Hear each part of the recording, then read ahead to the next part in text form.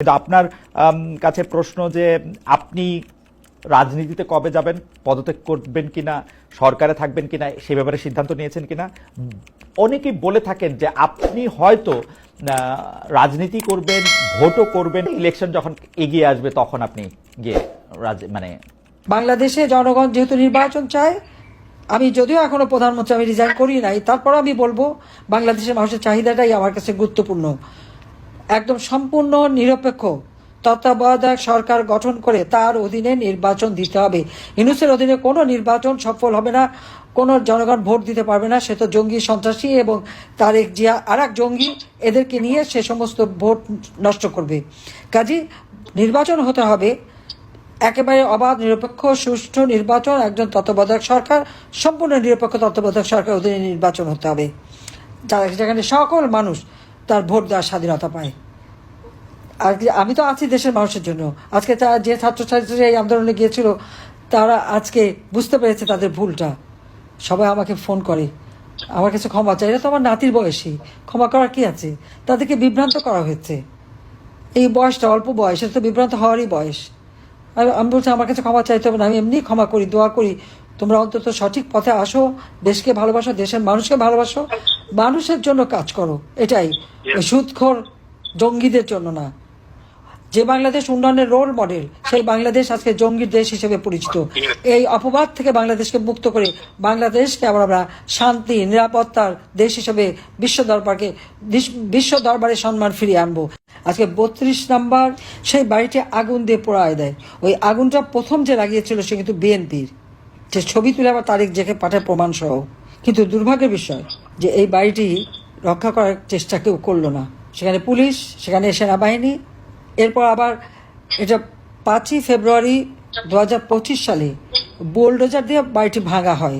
তখনও পুলিশ আর আর্মি সারি সারি দাঁড়িয়ে আছে, কিন্তু তারা ঠেকায়নি।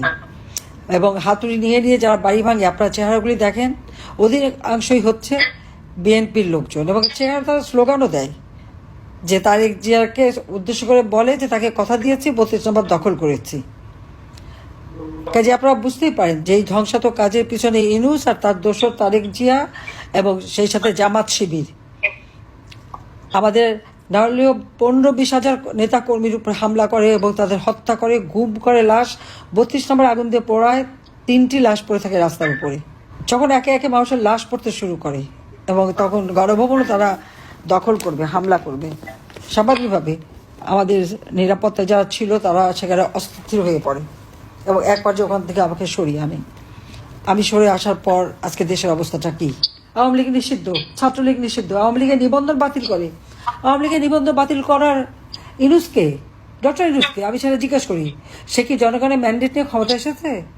সে কি সাংবিধানিকভাবে ক্ষমতা এসেছে? আমরা তো জনগণের নির্বাচিত প্রতিনিধি।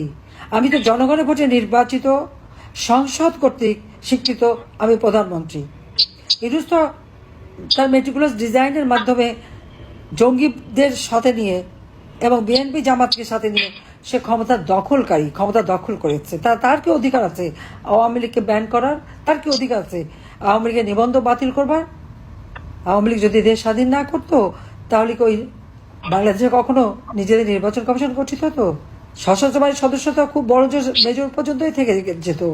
কালে বাদে একজন বোধহয় কর্নেল পর্যন্ত উঠেছিল। জাতির পিতা 6 দফা দেওয়ার পর একজন আধা বাঙালি আর একজন যে বাংলাদেশেই বিশ্বাস করে না, জেনারেল পর্যন্ত মেজর জেনারেল পর্যন্ত উঠতে পেরেছিল। কোনো বাঙালির তো কোনো প্রমোশন হতো না।